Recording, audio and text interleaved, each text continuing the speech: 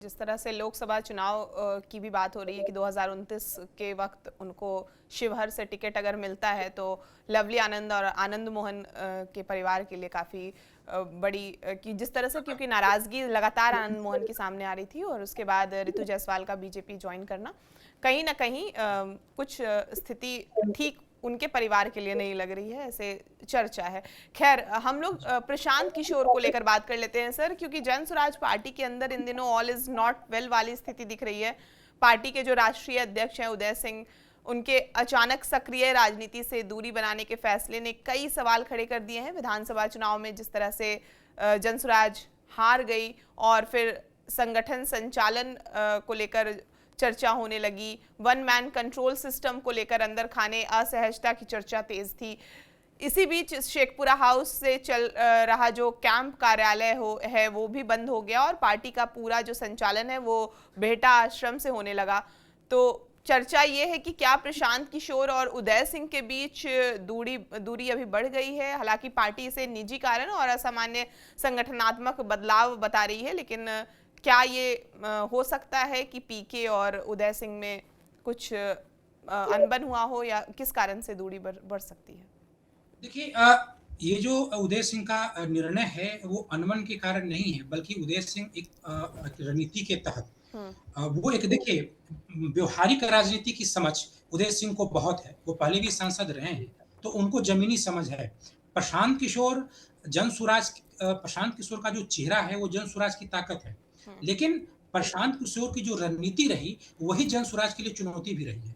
जिन नीतियों के जरिए वो काम किए, और निश्चित तौर पे आपने सही कहा कि वन मैन आर्मी के सिद्धांत पे उन्होंने ये विधानसभा चुनाव लड़ा था। सभी नीतियां खुद ही बनाते थे, और बिहार की राजनीति में कई जातिगत समीकरण साधने की जरूरत होती है। उनके पास लीडर भी थे, लेकिन किसी भी लीडर के चेहरे का उन्होंने कभी उपयोग नहीं किया।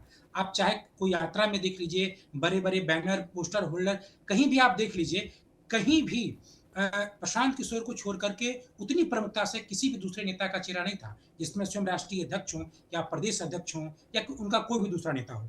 तो लाजमी है, जो भी बड़े नेता, उनके कई बड़े नेता चले गए। देखिए इलेक्शन आज के समय में उनके कई कद्दावर नेता जो इलेक्शन के समय उनके पास हैं, अभी वो गुमनाम हो गए। जैसे आर के मिश्रा जो पूर्व डीजीपी हैं, दरभंगा से चुनाव लड़े थे, वो उनकी चर्चा कुछ नहीं हो रही है। वाईवी गिरी, आपको याद ही होगा कि प्रशांत किशोर इलेक्शन के दरमियान, इलेक्शन से पहले जब बीजेपी पे हमलावर थे, प्रेस कॉन्फ्रेंस किया करते थे, उनके ठीक बगल में वाईवी गिरी बैठा करते थे।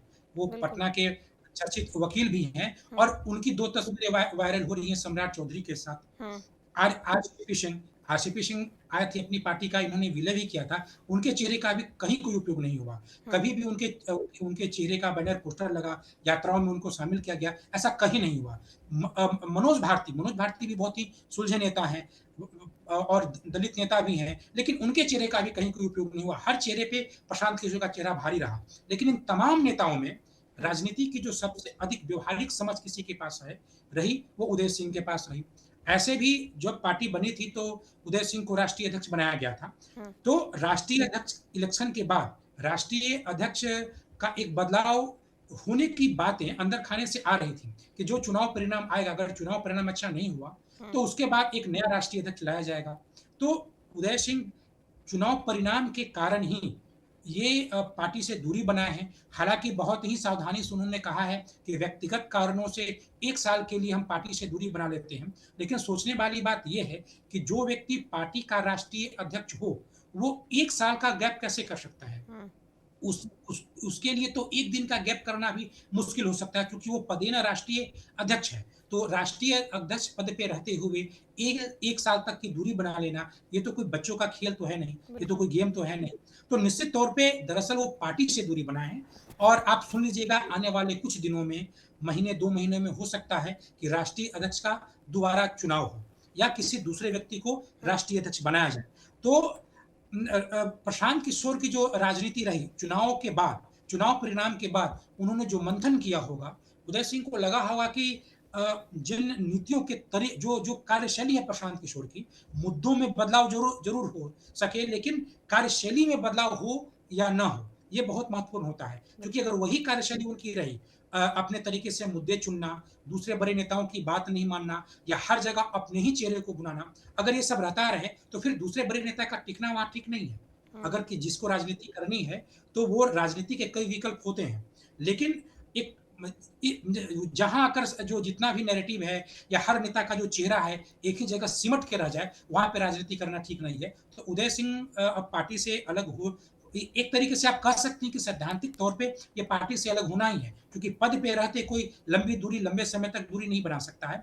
अब आने वाले दिनों में दूसरा राष्ट्रीय अध्यक्ष बन जाएगा, तब सैद्धांतिक तौर पे भी ये बात सामने आ जाएगी कि वो जनसुराज छोड़ दिया है। और कहीं न कहीं एक गैप भी है, चूँकि पहले से पूरा हाउस जो उदय सिंह का निजी आवास है, वहाँ से प्रशांत किशोर की अलग हटने की खबरें आई और उसी के कुछ दिन बाद उदय सिंह की पार्टी से 1 साल के लिए दूरी बनाने की खबर आई है। हुँ, तो इस बात की लिपापोती उदय सिंह के द्वारा या प्रशांत किशोर के द्वारा या उनके प्रवक्ताओं के द्वारा जितना जितना भी हो जाए, लेकिन सच ये है कि जो बड़े और कद्दावर नेता रहे हैं 2025 के चुनाव के दरमियान जनसुराज के अंदर, हुँ, अब सब अपनी अलग-अलग राह देख रहे हैं हुँ, और वो लोग अब निकल चुके हैं। अब प्रशांत किशोर को अकेले यात्रा करनी पड़ेगी। हालाँकि जो नेता गए हैं, आप अगर अगर आप उदय सिंह को छोड़ दें या आरसीपी सिंह को छोड़ दें, तो दूसरे जितने भी नेता हैं, वाईवी गिरी हैं या आर के मिश्रा हैं, जो अभी साइलेंट हो चुके हैं या अन्य बहुत सारे नेता हैं, बहुत सारे लोग थे, जो बाहर से आए थे। जैसे कोई लंदन से डॉक्टर आया था, कोई कहीं से आया था, बहुत सारे लोग विदेश से आए थे। सब अपने-अपने फिर वही विदेश में लोग लौट भी चुके हैं। लेकिन उनमें कोई भी नेता ऐसा नहीं था कि जिससे जनसुराज को ताकत मिल रही थी। हुँ, अगर मतलब उदय सिंह को आप अपवाद मान लें तो। उसमें जो जो देखिए जनसुराज की जो भी ताकत थी वो प्रशांत किशोर का चेहरा था, वही वही उनकी ताकत थी और प्रशांत किशोर की जो रणनीति रही, वही अवरोध ही रहा। वरना जिस तरीके का माहौल था, इन नेताओं का ऐसा मानना है कि जनसुराज की जो उपलब्धि है, जिस तरीके से उनका परिणाम है, वो अच्छा होता, वो हुँ, सकारात्मक होता, कुछ सीटें वो ज़रूर जीत लाते।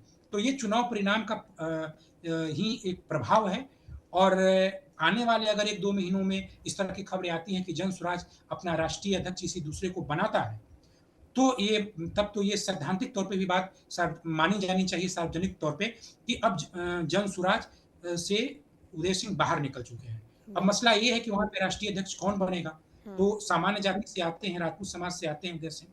तो अगर आप राजनीति के लिहाज से देखें, तो ये ओबीसी या ईबीसी का कोई व्यक्ति राष्ट्रीय अध्यक्ष बनना चाहिए, क्योंकि प्रदेश अध्यक्ष पे दलित समाज का नेता है। हुँ, राष्ट्रीय अध्यक्ष सामान्य जाति के पास अभी रहा, तो जो जो जो बारी आती है वो ओबीसी, आईबीसी की आती है, हुँ। लेकिन ऐसे निर्णय क्या लेंगे, ये तो प्रशांत किशोर ही जाने।